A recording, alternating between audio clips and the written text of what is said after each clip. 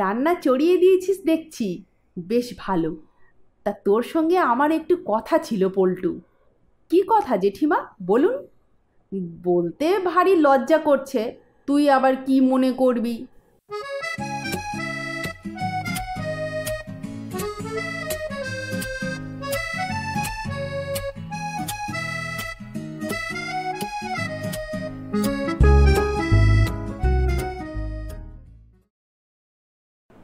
School থেকে ফেরার পথে ভুবন বাণিজ্যের সঙ্গে দেখা। লাঠি হাতে গলায় চাদর ঝুলিয়ে সরকারদের বৈঠকখানায় দাবা খেলতে চলেছেন। আমাকে দেখে বললেন, এই যে পল্টু, ভালোই হলো দেখা হয়ে। সন্ধ্যের দিকে একবার আমার বাড়ি যাস তো, তোর জেঠিমা ডেকেছেন। আমায় ডেকেছেন জেঠিমা? হ্যাঁ রে বাপু, কি একটা দরকারের কথাও যেন বলে দিয়েছিল, সেটা এখন আর মনে পড়ছে না। যা হোক, তুই যাস একবার। ফুটবল খেলা সেরে হাত মুখ ধুয়ে ভুবন জ্যাঠামশাইয়ের বাড়ি গেলাম।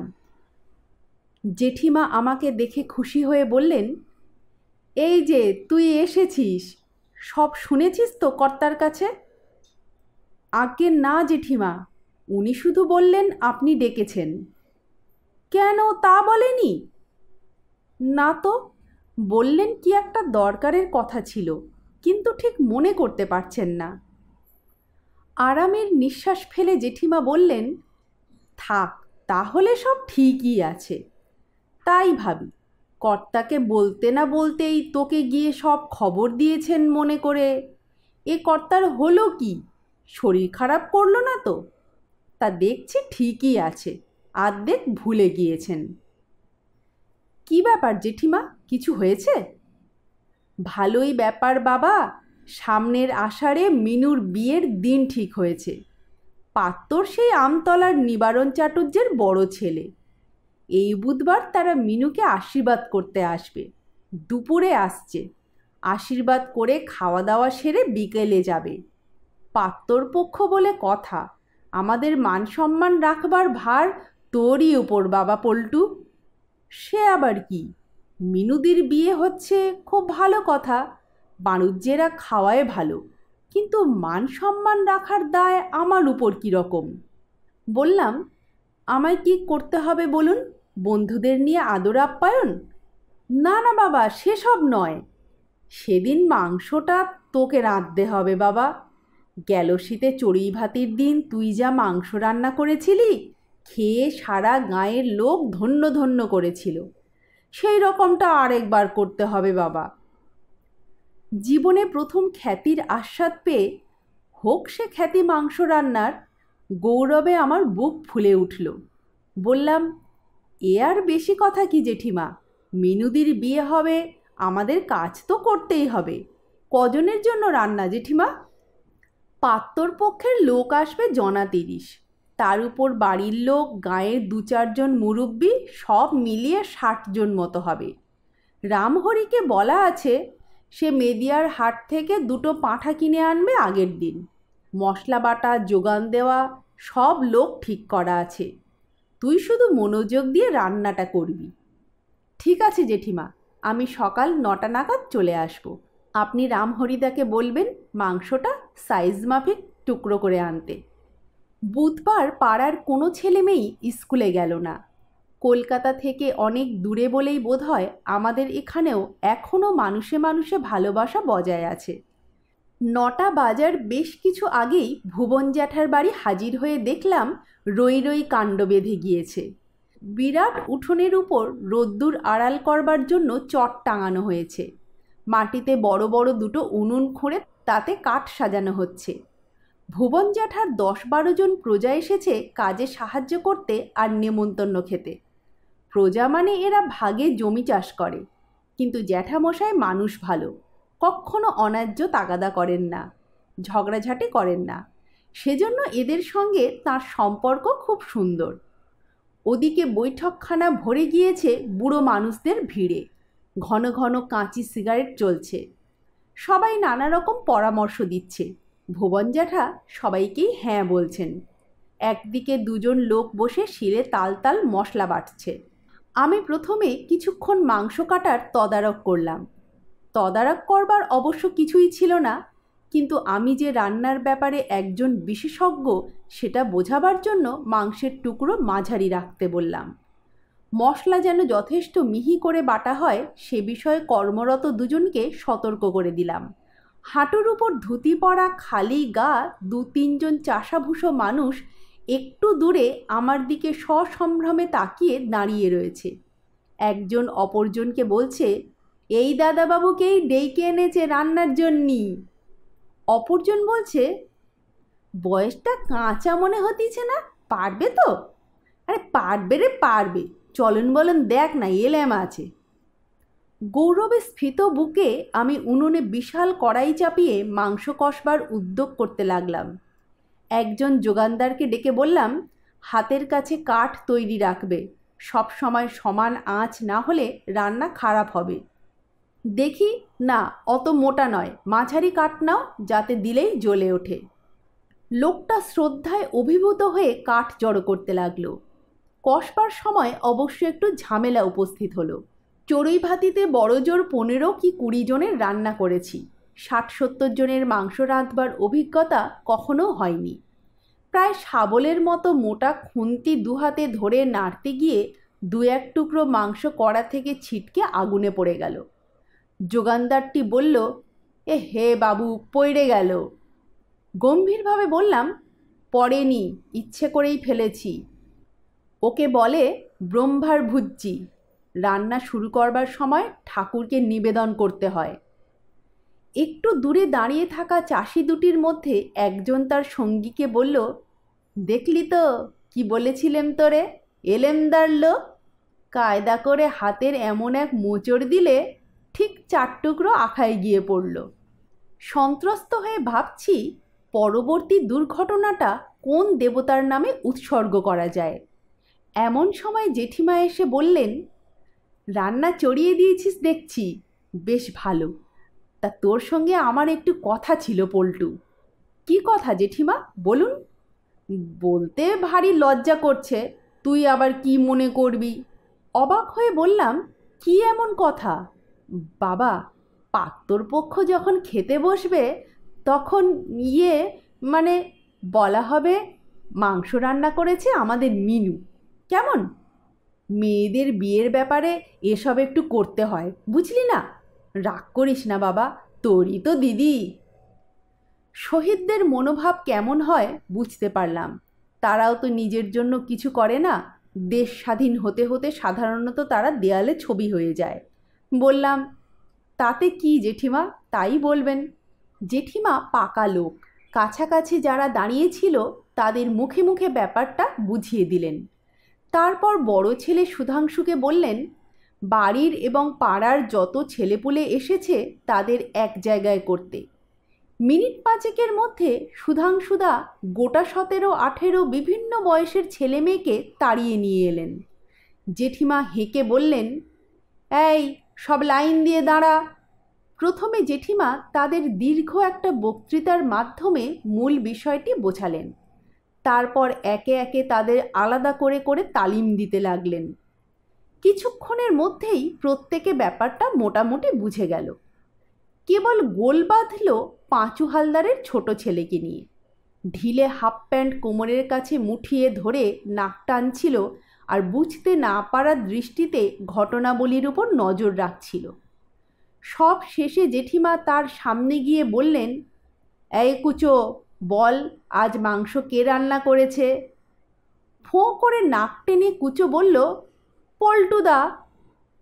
জেঠিমার কামান গর্জন, না, রান্না করেছে মিনুদি, পাত্রপক্ষ জিজ্ঞেস করলে তাই বলবি। রন্ধনরত আমার দিকে নির্দেশ করে কুচো বলল, ওই যে পল্টুদা রাঁধছে। সে তো আমিও দেখতে পাচ্ছি, কিন্তু তা বলবি না, বলবি মিনুদি রান্না করেছে।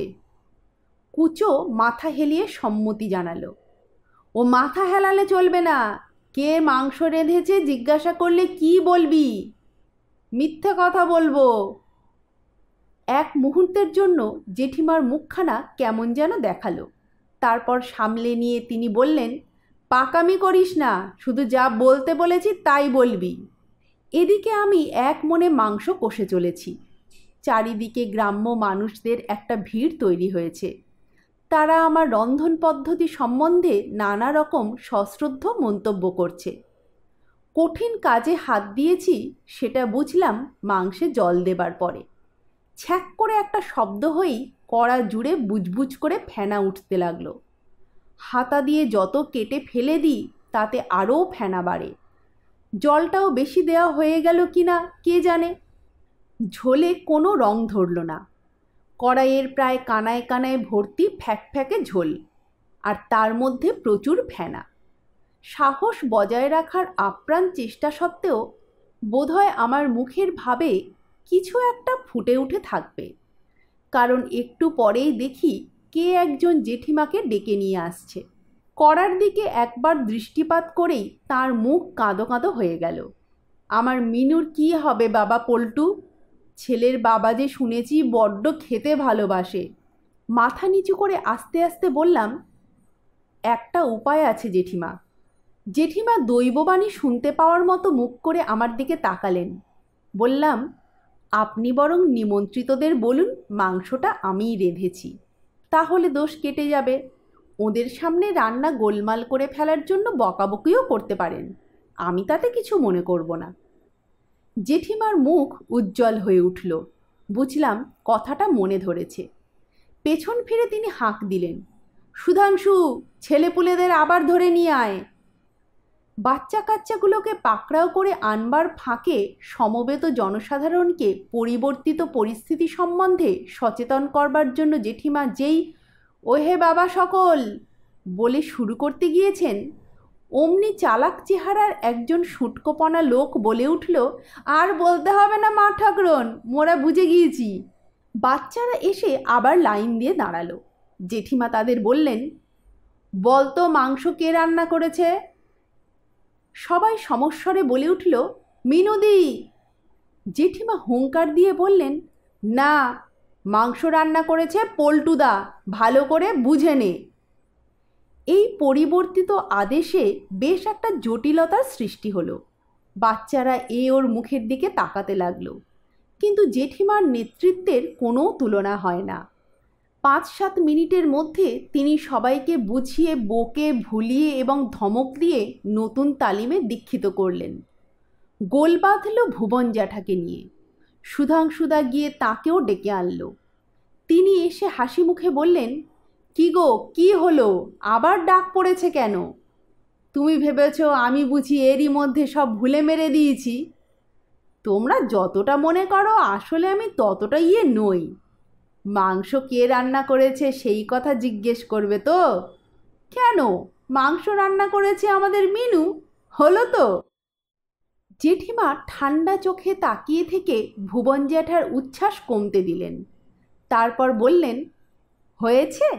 হাসি থেমেছে?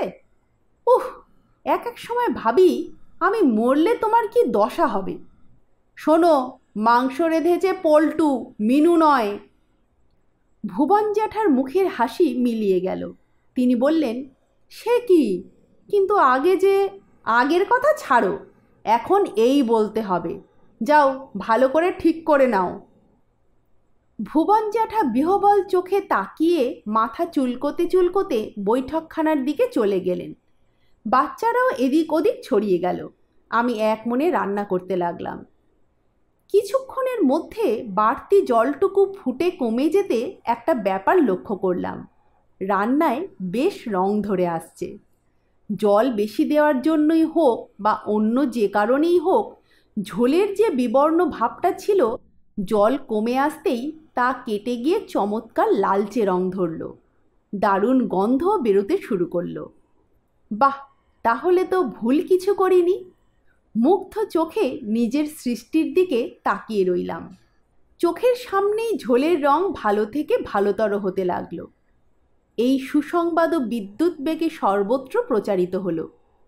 চোখে সংশয় নিয়ে ছুটে এলেন জেঠিমা। কড়াইয়ের দিকে তাকিয়ে তার মুখে হাসি ফুটে উঠল। আদরের গলায় বললেন, তাই তো বলি, পল্টুর এত নাম শুনেছি, সে কি কখনো আমাদের এমন করে ডোবাতে পারে? আহ, গন্ধ সুন্দর বেরিয়েছে। তোকে আশীর্বাদ করছি বাবা, তোর সোনার হাতা বেরি হোক। এই আশীর্বাদ আমার ভবিষ্যৎ জীবনে কতদূর সহায়ক হবে সে কথা ভাবছি। এমন সময় জেঠিমা আবার হাঁক দিলেন, সুধাংশু। কি মা? বাচ্চাগুলোকে আবার ডাক, লাইন দিয়ে দাঁড় করা। তোর বাবাকেও নিয়ে আয়। গ্রামের বয়স্করা খেলাটা ধরে ফেলেছিল। জেঠিমা তাদের দিকে ফিরে তাকাতেই তারা সমস্বরে বলে উঠল, মিনু দিদি ঠাকুরন। বাড়ি, উঠোন ও বাগানের বিভিন্ন স্থান থেকে বালক বালিকাদের আবার ধরে আনা হলো। তারা এবার সত্যিই বিভ্রান্ত হয়ে পড়েছে। কেউ বলে মিনুদি, কেউ বলে পল্টুদা, কেউ কিছু না বলে ফ্যাল করে তাকিয়ে থাকে। প্যান্ট মুঠিয়ে ধরা ছোট ছেলেটি মানসিক চাপ সহ্য করতে না পেরে চেঁচিয়ে কান্না জুড়ে দিল। একটু ভেবে জেঠিমা বললেন, না, তোরা ঠিক সব গোলমাল করে ফেলবি। এক কাজ কর, তোদের সকলকে একটা করে টাকা দিচ্ছি, ডাল আর ভাজা যা হয়েছে তাই দিয়ে চটপট খেয়ে তোরা কালীতলায় মেলা দেখতে চলে যা। এবেলা তোদের আর আসার দরকার নেই। সবার ভাগের মাংস আমি নিজে তুলে রাখবো। সন্ধ্যের পর এসে খাবি এখন, বুঝলি? যা সব। ভুবন জ্যাঠামশাই একদিকে দাঁড়িয়ে সব শুনছিলেন। জেঠিমা তাকে বললেন, তুমিও বুঝেছ তো, নাকি আলাদা করে বোঝাতে হবে? জ্যাঠামশাই বিপন্ন মুখে বললেন, তুমি তো জানো পেঁচ আমার মাথায় একেবারে ঢোকে না। দাঁড়াও, একবার সড়গড় করে নি। প্রথমে বলা ঠিক হয়েছিল মিনু রেঁধেছে, কিন্তু আসলে রান্না করেছিল পল্টু। তারপর ঠিক হলো পল্টু রেঁধেছে বলা হবে, আসলে রান্না করেছিল পল্টু। এটা বেশ সোজা, মনে রাখতে অসুবিধা হয় না। তারপর এখন ঠিক হলো, কি যেন বললে? আর পারি না। এখন বলবে মিনু রেঁধেছে, হলো? এখন বলবো মিনু রেঁধেছে। বেশ, আসলে রান্নাটা কে করেছে? পল্টু। আচ্ছা, তাহলে একবার ছকে ফেলেই নিই। প্রথম পল্টু মিনু, দ্বিতীয় পল্টু পল্টু, তৃতীয় মিনু মিনু। জেঠিমার গর্জন, না, আবার পল্টু মিনু। ভুবন জ্যাঠামশাই কিছুক্ষণ আপন মনে কী সব বিড়বিড় করলেন। তারপর করুণ মুখে জেঠিমার দিকে তাকিয়ে বললেন, হ্যাঁ গো, আমিও বরং মেলায় চলে যাই, কি বলো? লিসেন চ্যানেলে আজকে শুনলেন তারাদাস বন্দ্যোপাধ্যায়ের লেখা রসনা মঙ্গল।